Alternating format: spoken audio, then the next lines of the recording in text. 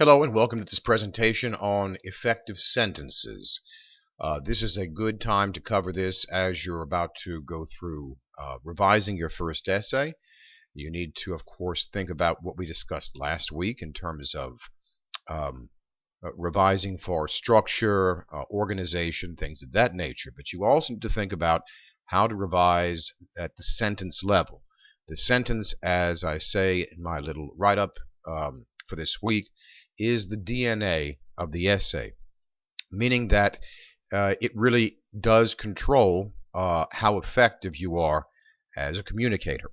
So we will be looking at how to write effective sentences specifically, well, we'll see on the next slide. Okay, in this presentation we are going to look at the following: how to develop a clear style, how to develop a concise style, how to develop an engaging style, and finally how to develop an emphatic style. The clear and concise are of special importance, and so I'm going to spend more time with them. Engaging and emphatic, that is something that as you develop as a writer you will want to pay greater attention to. But right now, let's move on to developing a clear style. In this section, we'll be looking at the following specific strategies for developing a clear style. You want to make sure that you give your sentences content, that you want to make sure that they are communicating something. You also want to be specific with your sentences. You want to avoid overpacking your sentences. You want to, of course, fix major sentence errors. You want to pay attention to the word order that you select in your sentences. That includes, of course, issues with modification. And then finally, you want to avoid mixed constructions and faulty predication. If all of these seem a little strange to you, like you don't know what I'm talking about, don't worry, I provide you with plenty of examples, and by the time we're done with this section, you'll know exactly what I'm talking about. Okay, you want to make sure that you give your sentences content, and we are going to cover that in the next couple of slides. Fuzzy sentences are often the result of fuzzy thinking. So make sure you don't pad your paragraphs with sentences that run in circles leading nowhere. Rethink your ideas and revise your essay so that every sentence, like each brick in a wall, contributes to the construction of a solid discussion. You may have a definite idea in mind, but still continue to write empty sentences, statements that alone do not contain enough information to make a specific point in your discussion. We're going to try to figure out how to rectify that. But usually, in my experience, empty sentences are the product of, again, not quite knowing what it is you're trying to communicate. Let's go ahead and take a look at what we can do to make our sentences more effective in terms of content. All right, here we have some examples of sentences that are poor, meaning that they do not really communicate very much, and how to fix them. So in the first example, note the first sentence. There are many kinds of beautiful tropical fish. That does not really communicate much of anything. All you're really getting as far as information goes is quantity of tropical fish, okay, and maybe the fact that they're beautiful. The second sentence says the kind most popular with aquarium owners is the angelfish. Okay, that actually communicates something. So what is the best way to rectify this problem of the weak sentence that doesn't communicate? Well, you simply fold the weak sentence into the strong sentence, including that information, and you come out with a sentence like this. Of the many kinds of beautiful tropical fish, notice that's what was communicated in the first sentence, but now it's not by itself doing nothing. It's there contributing to the second sentence, which is the angelfish is the most popular with aquarium owners. You'll see the same thing is true with these other examples. D.W. Griffith introduced many new cinematic techniques. Some of these techniques were contrasting editing, close-ups, fade-outs, and freeze-frame shots. Now, the fact that he introduced many new cinematic techniques is fine, but it doesn't really do a lot of work, unlike the second sentence. So, again, in this situation, you would fold the two sentences together. D.W. Griffith made movie history. That's what we got. right? From introducing such new cinematic techniques as contrast editing, close-ups, fade-outs, and freeze-frame shots. So you're not losing any information, you're just tightening the sentence so that way the entire sentence is working. Same thing with the last one. There was a national organization called the Couch Potatoes. You learn nothing from that except the name of the group and that it's national. That's it.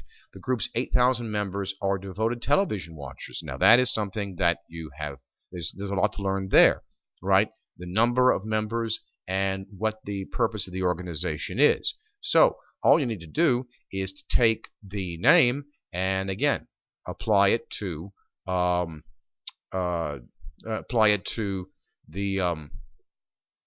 next sentence. So the Couch Potatoes is a national group whose 8,000 members are devoted to television, or are devoted television watchers. Excuse me. Again, you see this sentence here is doing effective work. It has content, and that's what you want to be doing with your sentences. Don't make every word count is really the issue of this. Now let's move on to making your sentences specific. I'm sure that you have heard me say this constantly, that you need to be detailed, you need to be clear, you need to be specific. This harkens back to one of the first things I told you, maybe in the first lecture of the semester, that there is no such thing as a tree. You might remember that. I said there are oak trees, there are pine trees, there are spruce trees, there are maple trees, there are apple trees, but there is no tree. Tree is vague, okay? It only identifies that particular organism in contrast to other organisms like a bush or a car. So you want to try to eliminate vague language from your sentences, and we have examples in these three sentences of what are generally vague words. She went home in a bad mood. What does that mean, a bad mood? It's left to the reader's discretion. You're not communicating when you say a bad mood. You're saying bad as opposed to happy, I suppose, but you don't give the reader a clear sense of what this mood was like. So the specific example is she stomped home, hands jammed in her pockets, angrily kicking rocks, dogs, small children, and anything else that crossed her path. Now we have a very clear idea of the nature of her mood based upon a description of her action. Okay? Same thing with the second sentence. His neighbor bought a really nice old desk. Okay, well, why is it nice? What kind of desk is it? How old is it? None of these things are answered here. Nice is a vague word. You want to avoid using the word nice. So, the specific revision is his neighbor bought an oak roll-top desk made in 1885 that contains a secret drawer triggered by a hidden spring. That is a much more descriptive sentence. It qualifies what the writer thinks nice is, and also what the writer thinks old is as well. And finally, my roommate is truly horrible. Now, if you've had a roommate, you may have had a horrible roommate, but horrible doesn't really communicate anything. It communicates that you have an aversion to the roommate. There's something about the roommate that you don't like, but you don't qualify it if you're writing this sentence here. So what you need to do is to identify specific actions that make the roommate horrible. You cut the word horrible and you give us an image. My thoughtless roommate leaves dirty dishes under the bed, sweaty clothes in the closet, and toenail clippings in the sink. Well, that does sound pretty horrible to me. And so I am encouraging you to focus on the specific. Give those details. Avoid those vague or meaningless abstract nouns. Okay? If you're going to tell me that somebody's horrible, don't say horrible. Give me their horrible nature. Now, writing can be tricky. I just finished telling you that you want to be specific.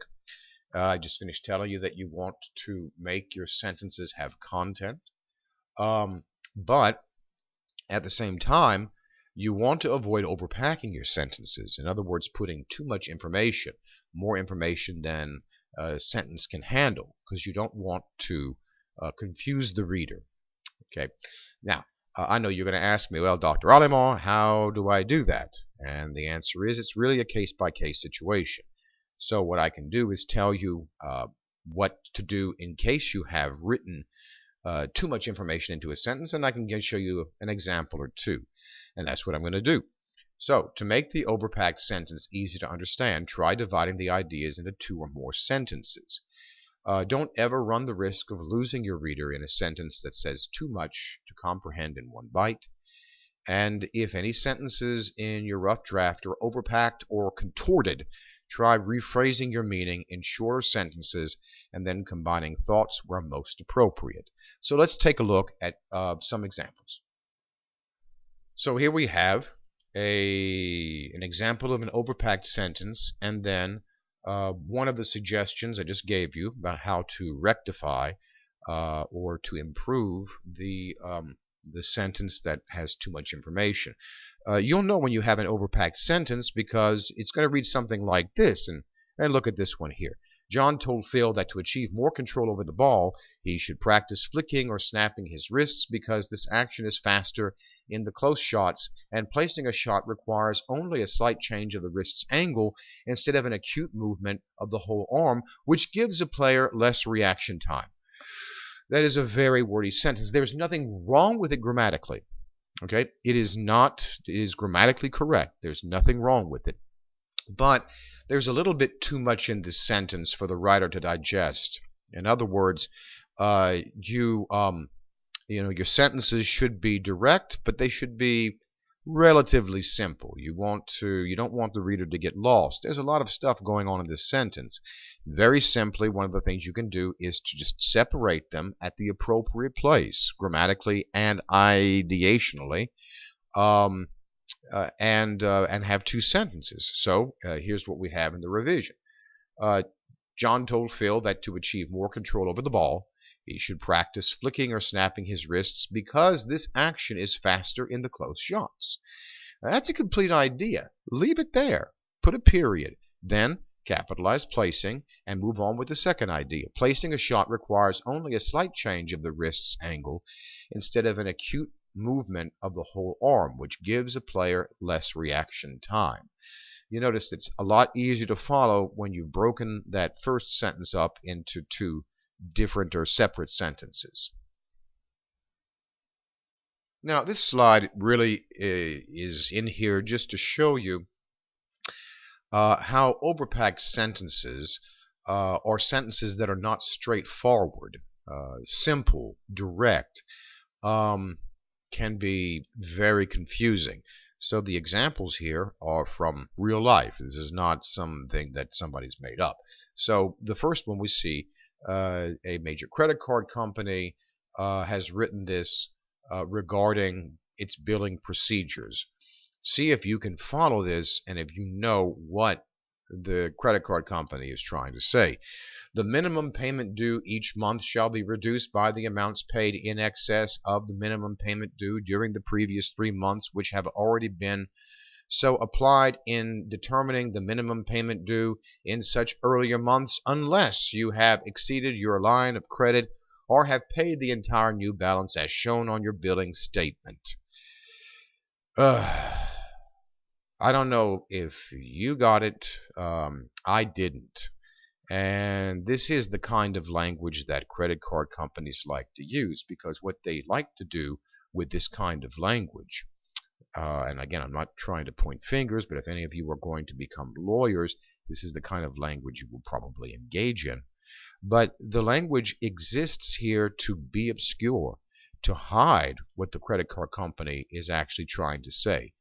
A lot of governmental statements, press releases, things of that nature, engage in this kind of double speak, which is what George Orwell, a phrase that he coined in his great novel 1984, about the way in which the society that he is depicting in that novel, way in which government uses language as a means of obscuring what it's trying to communicate. The second example comes from President Ronald Reagan, from one of his earlier speeches. And I'm sure you can tell that he got better with his speech making. But here's another example of something that is just very difficult to follow. My goal is an America where something or anything that is done to or for anyone is done neither because nor in spite of any difference between them racially, religiously, or ethnic origin wise. Whoa, that's awful. That is certainly not Abraham Lincoln, I'll put it that way. And what is he trying to say here? He wants an America that doesn't discriminate, either positively or negatively. That's it. That's all he's trying to say here. But it just so happens, and students are guilty of this as well, you sometimes get into you sometimes you get a notion in your head that a sentence that sounds this difficult must really be good. And it's not. These are not good sentences. These are terrible sentences. You want to be straightforward, right? You want to communicate. And being simple is not the same thing as being simplistic. You don't want to be simplistic, and we'll address that in a later slide. But you do want to be simple. You want to be direct. The mark of a good writer, I believe I said this last week, the mark of a good writer is to take something difficult and make it simple.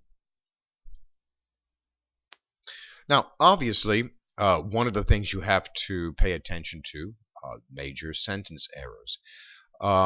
The book deals with the fragment, the run-on, and the comma splice. I don't have an example of a comma splice here, but I will modify one of the examples here to demonstrate what a comma splice is.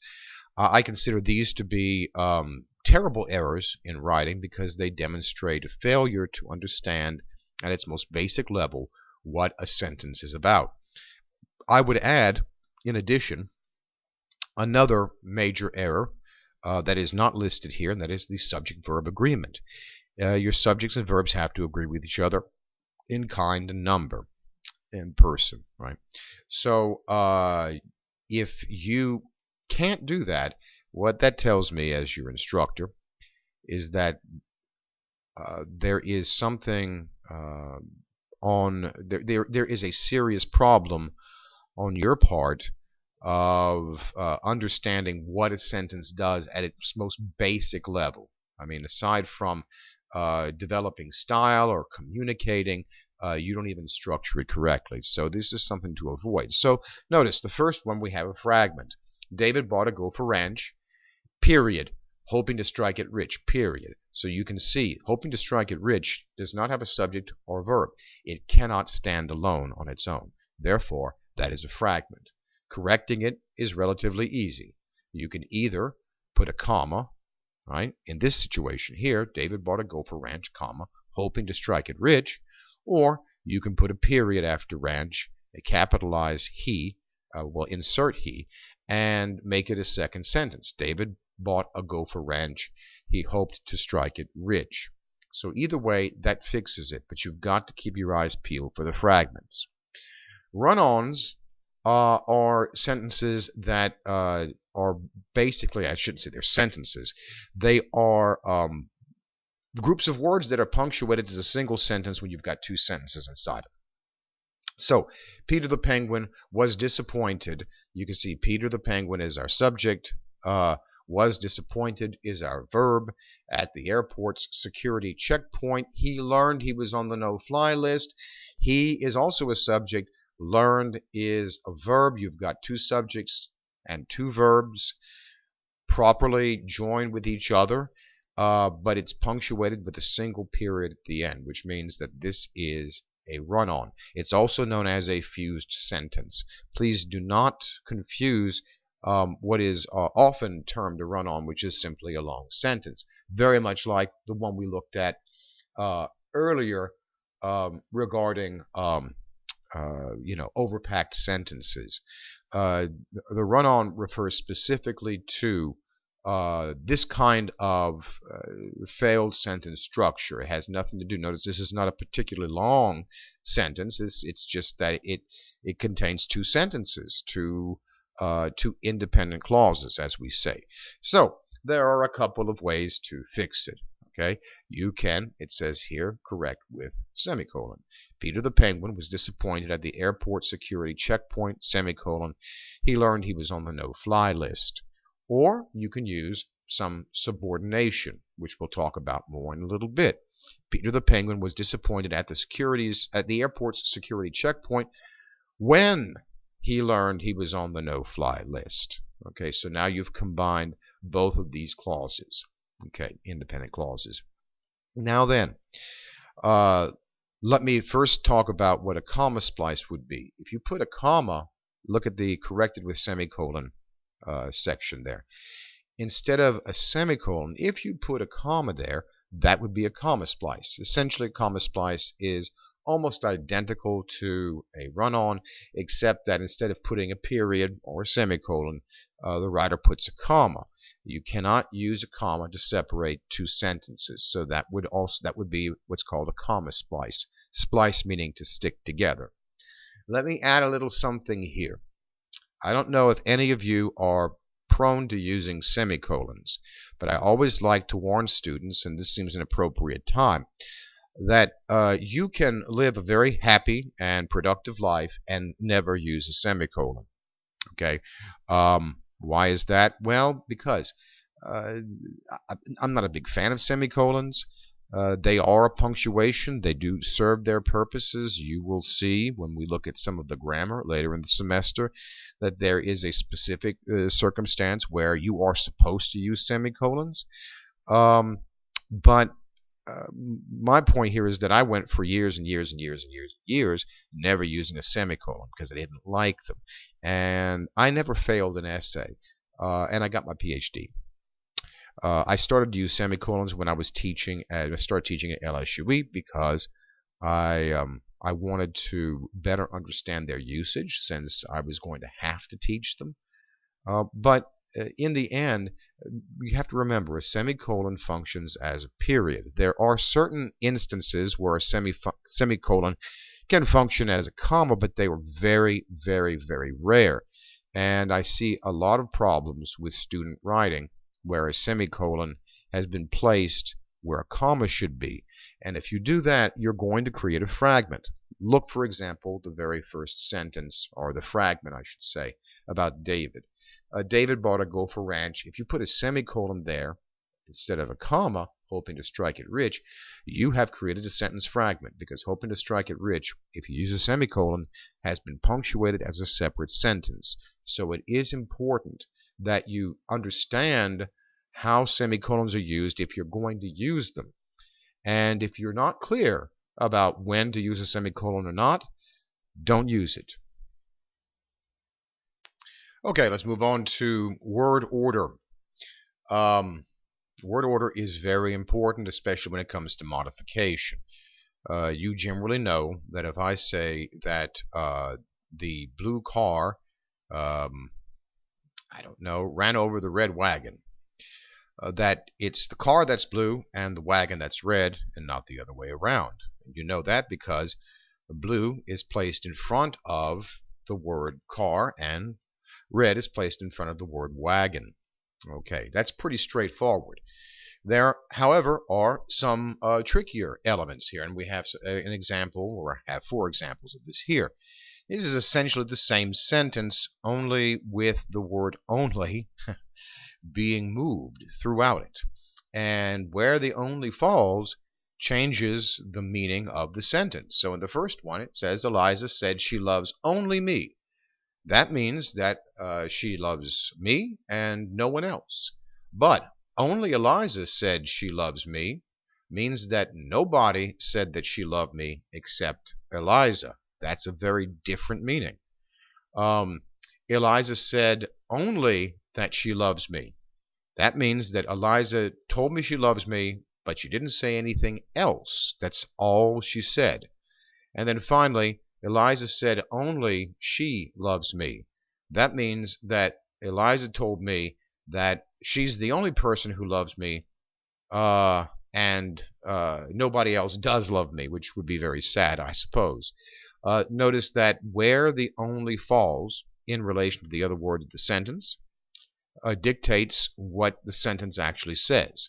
Now, this is, I don't want to say an exaggerated example, but this is an example where you place a word changes in very drastic ways the meaning of the sentence. And so now, with that in mind, we need to take a look at misplaced and dangling modifiers. Only is a modifier.